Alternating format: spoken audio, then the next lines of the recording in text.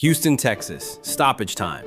Brazil is losing to Japan, and the five-time champions look like they're about to become the biggest shock of the tournament. Then Gabriel Martinelli finds a yard of space in the box. He buries it. Brazil survives 2-1, and everybody moves on to the next storyline. But here's what nobody was talking about that night. Because buried in the numbers of the last 3 World Cups is a pattern so consistent, so weirdly specific, that fans started calling it a law of football physics. Beat Japan at a World Cup, or come out of Japan's group, and you are booking a flight to the semifinals. No exceptions, not once. Until maybe right now. Let's rewind and prove this thing actually exists, because it sounds like the kind of nonsense a betting account posts to farm engagement. It isn't. 2018, Russia. Japan finishes second in their group behind Colombia. In the round of 16, Japan loses to Belgium 3-2 in a match where Japan actually led 2-0 before Belgium's iconic length of the pitch counterattack in the final seconds. Same round, Colombia goes out to England on penalties. So you've got 2 teams that beat,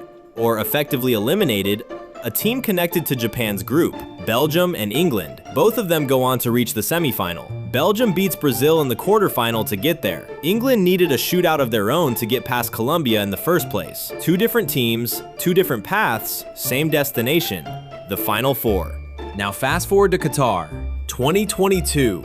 Japan finishes first in a group that eliminated both Germany and Spain along the way. One of the great group stage shocks in World Cup history. In the round of 16, Japan loses to Croatia on penalties after a scoreless draw through extra time. Spain, Japan's group rival, also goes out on penalties to Morocco.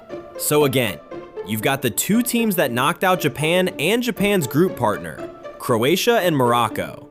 Both of them reach the semifinal. Morocco becomes the first African nation in history to do it. Croatia loses to Argentina in the semi, then beats Morocco itself in the 3rd place match. 2 tournaments, 4 data points, 1 unbroken rule. You're probably already spotting the mechanism here, and it's worth explaining properly, because this isn't magic. It's what football people call a proxy for opponent quality. When Japan draws a group, they tend to draw one that's stacked, because Japan themselves are ranked just outside the traditional elite and get placed in brutal pots. Beating Japan, or beating the team that eliminated Japan, has quietly become a filter for teams that are playing above their seeding. It's a hidden quality signal that the group draw accidentally creates. Think of it like a scouting report nobody asked for. The theory isn't superstition.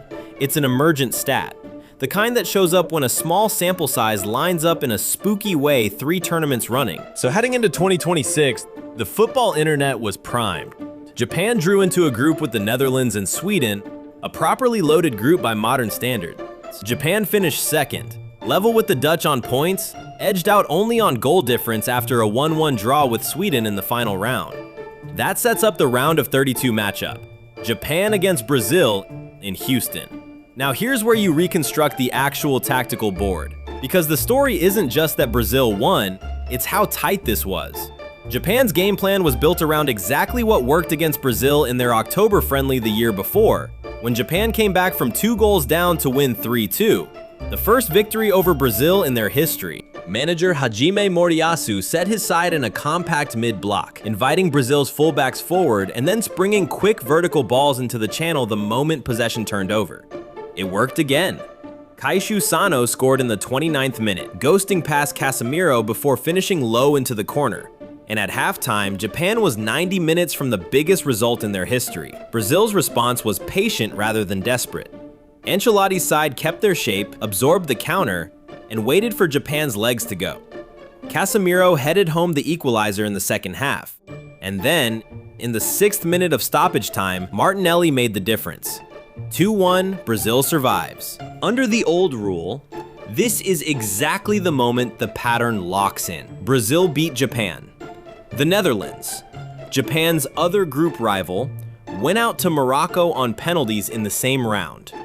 Sweden lost 3-0 to France. Under the theory, all 3 of those winners, Brazil, Morocco, and France, were destined for the Final Four. And here's your twist, the part that makes this video worth making right now instead of after the tournament ends. Morocco beat Canada to reach the quarterfinal, right on schedule. France is through too, set to face Morocco next. The pattern is still alive for 2 of the 3 teams, but Brazil isn't. On July 5th, in the round of 16, Norway beat Brazil 2-1 at MetLife Stadium.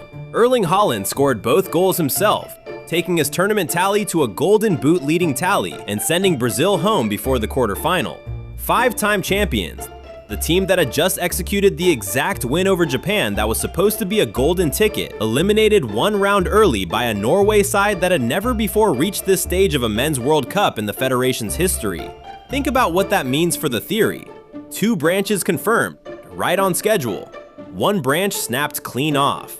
This is the first time since the pattern started getting noticed that the team who beat Japan directly did not make it all the way to the Final Four. It isn't fully broken, because Morocco and France are still tracking, but it's the first crack in 3 straight tournaments of a perfect record. So why did Brazil's branch fail where Belgium's, England's, Croatia's, and Morocco's all held up? Look at the tactical picture again. Brazil's win over Japan wasn't dominant. It was rescued in the 90th minute by an individual moment of quality. Ancelotti's side never actually solved Japan's low block for 89 minutes. They got bailed out by a substitute. Compare that to Norway, who arrived with the form of a team that had already scored freely all tournament and had Haaland finishing every half chance that came his way. Brazil needed a hero to get past the team the theory says should be a soft outcome. Then they ran into a team peaking at exactly the wrong moment for them. The pattern was never really about magic, remember. It was a signal for which winners were playing above their seeding. Brazil's win over Japan was scraped, not dominant. And scraped wins are exactly the kind of result that shouldn't have been trusted as a quality signal in the first place. The theory didn't fail randomly. It failed on the 1 branch that was always the shakiest evidence to begin with. Zoom out for a second and look at what this theory would actually mean if it were real. Because the implication is bigger than one funny trivia fact. It would mean the World Cup group draw, a process everyone assumes is basically random, is quietly sorting teams into tiers that the seeding system misses. FIFA ranks nations using results across years of qualifiers and friendlies. But a group is only 4 teams playing 3 games in 2 weeks, and form, injuries, and travel fatigue can scramble that ranking overnight. If beating Japan, or surviving Japan's group, really does correlate with being a team peaking at the right moment, then this pattern isn't superstition dressed up as stats. It's an accidental, informal power ranking that the tournament itself produces every 4 years, hiding in plain sight, inside a stat nobody was tracking on purpose. Which raises the actual question this video was built to ask. Is the Japan theory a real pattern in how World Cup draws create hidden quality filters? Or is it just 3 small coincidences that fans group together because humans are wired to find patterns in noise? Even in a sport with this much randomness in a single elimination format. 2 tournaments of a perfect 4-for-4 record is genuinely eye-catching. But 4 data points is also nothing in statistical terms. And now, the very next test case has already produced a miss. Here's what to actually watch for as the rest of this tournament plays out. If Morocco and France both make the semi-final as the pattern predicts, that's 3 tournaments running where 2 out of 3 branches held, which is still a strong signal buried in the World Cup draw.